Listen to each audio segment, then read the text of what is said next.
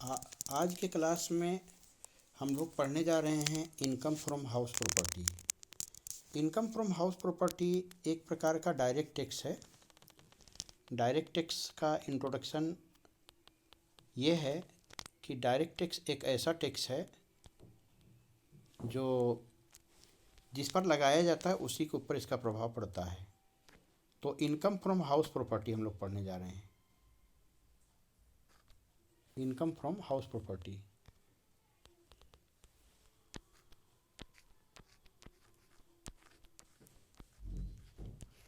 Income from house property इसका अर्थ होता है मकान संपत्ति से आय।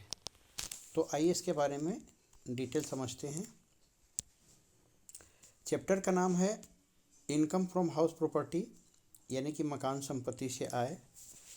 इसमें हम लोग को यही समझना है कि अगर हम कोई मकान बनाते हैं और इस मकान को किराए पर लगा देते हैं, सपोज मान लीजिए इस मकान में 4 यूनिट है और पर यूनिट हम 10,000 पर मंथ के हिसाब से किराए पर लगाते हैं, तो 4 यूनिट का हमारा 40,000 रुपये महीने का भाड़ा आया।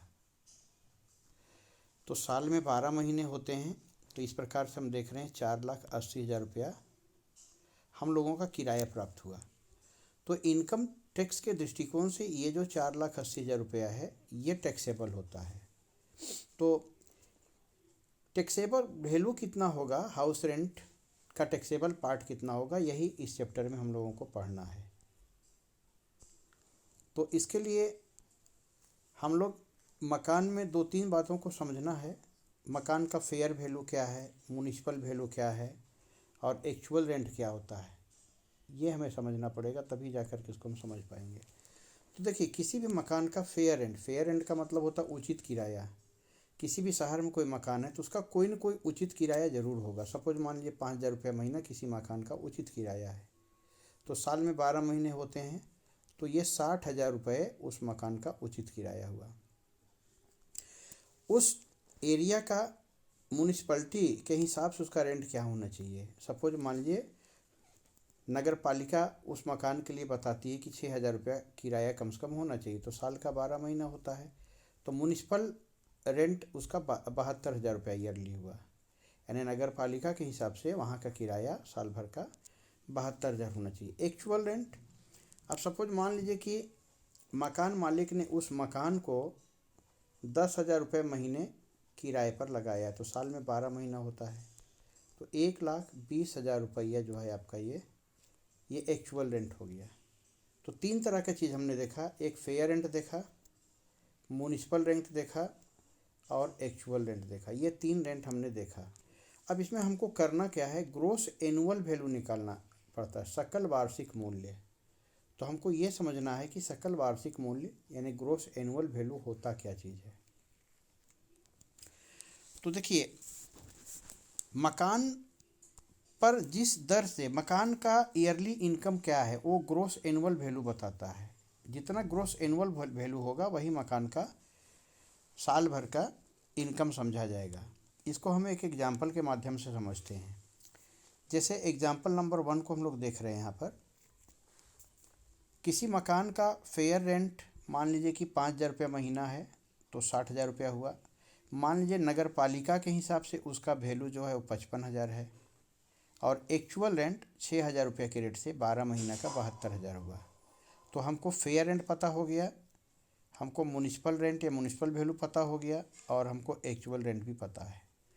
तो सबसे पहले ए और बी यानी कि फेयर रेंट और म्यूनिसिपल रेंट में कंपेयर करेंगे। इन दोनों में जो बड़ा होगा उसे हम एक्सपेक्टेड रेंट कहेंगे। यहाँ लिखा हुआ भी है नंबर 1 में, एक्सपेक्टेड रेंट ए और बी विच इज़ ग्रेटर। तो ए में 60,000 है और बी में 55,000 है। इन दोनों में बड़ा कौन हुआ, 60,000, तो यहाँ हमने 60,000 ले लिया। इसके बाद सी नंबर जो आपका एक्चुअल रेंट है, एक्चुअल रेंट का लिस्ट बनेगा 2 नंबर में। ये तो 72,000 है, देखिए यहाँ 72,000 ले लिए। मतलब एक्सपेक्टेड रेंट में देखेंगे ए और बी इन दोनों में जो बड़ा है उसको लेंगे और एक्चुअल रेंट जो भी आपका है वो पूरा का पूरा यहाँ लिखा जाएगा।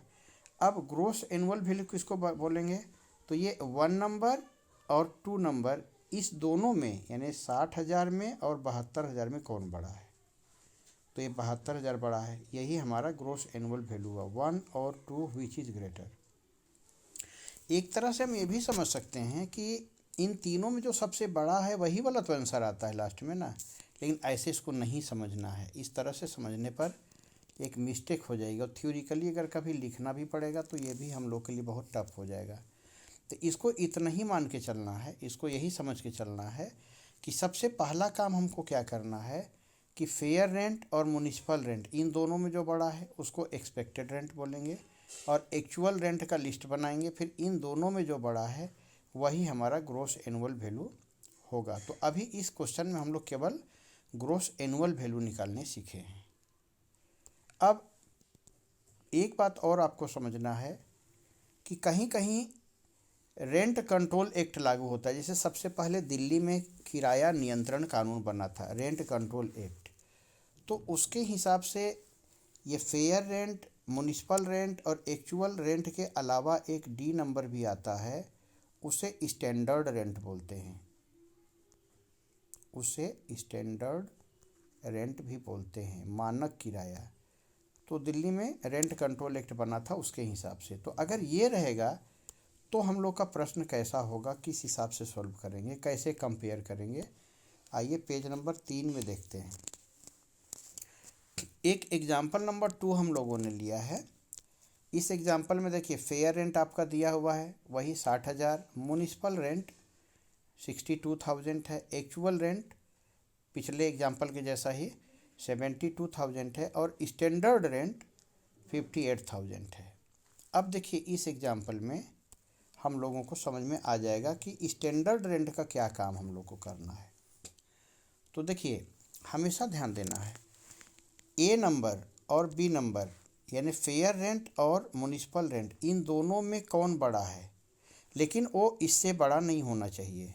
अब जैसे देखिए इन दोनों में हमारा ये 62,000 बड़ा है। पिछला एग्जाम्पल होता तो हम लोग लिखते ए और बी विच इज़ ग्रेटर, तो 62,000 ग्रेटर है। पर ये स्टैंडर्ड रेंट जो है वो 58,000। सपोज मान लीजिए ए और बी दो बेटे हैं और डी उसका बाप है, ठीक।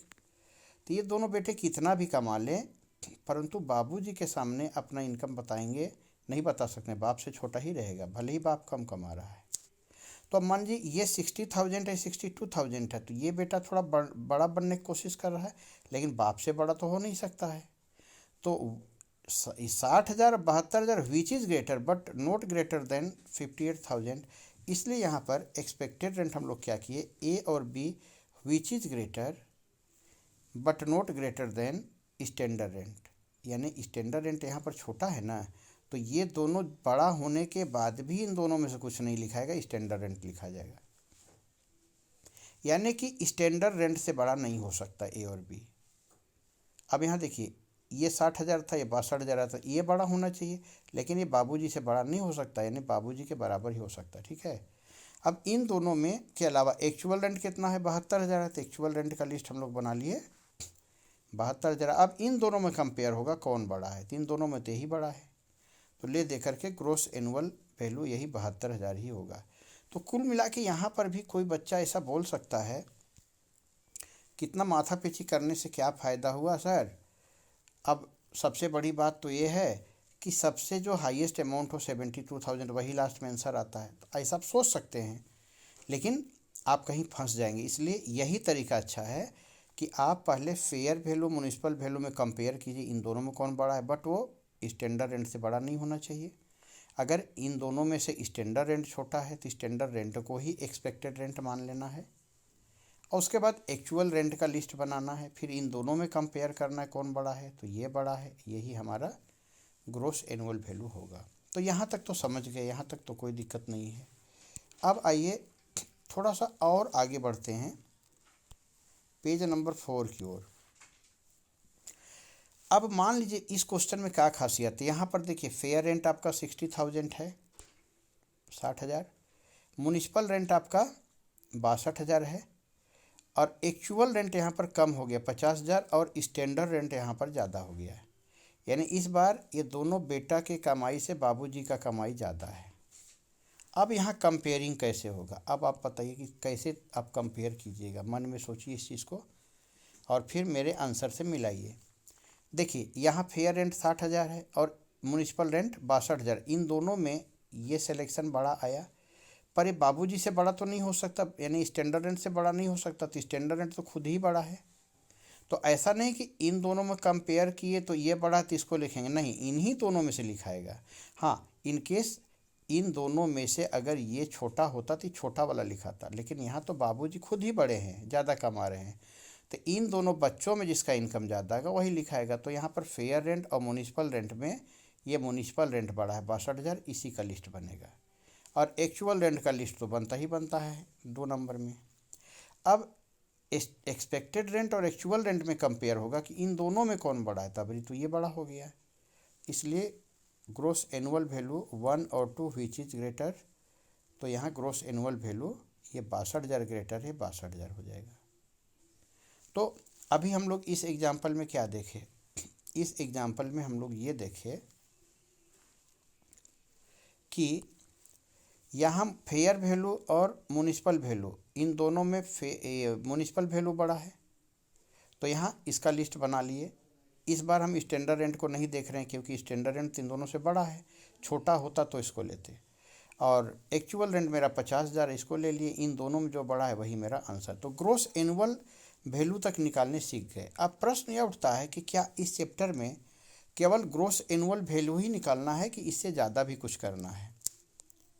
तो आप इतना जान लीजिए कि इसमें इससे ज़्यादा भी कुछ करना है। आइए पेज नंबर 5 में हम लोग देखते हैं। देखिए हाउस प्रॉपर्टी का, इनकम फ्रॉम हाउस प्रॉपर्टी का जो टोटल क्वेश्चन बनता है उसमें computation of income from house property for assessment year 2022-23 अभी करेंट है। तो यहाँ जो ग्रोस एनुअल वैल्यू आप निकालने सीखे थे, GAV यानी ग्रोस एनुअल वैल्यू, वो तो यहाँ पर ग्रोस एनुअल वैल्यू आपको लिख देना है। अब म्युनिसिपल टैक्स में लेस होता है। सपोज मान लीजिए इस मकान पे हम नगर पालिका कर दिए हैं। अब नगर पालिका कर कैसे निकलता है, तो हर मकान का म्युनिसिपल वैल्यू आपको प्रश्न में दिया रहेगा। सपोज मान लीजिए इसका म्युनिसिपल वैल्यू 60,000 है और म्युनिसिपल टैक्स 10% ऑफ MV मतलब म्युनिसिपल वैल्यू दिया हुआ है, तो 60,000 रुपये का 10% हम निकालेंगे, 6,000 रुपये म्युनिसिपल टैक्स आपका यहाँ डिडक्ट हो जाएगा।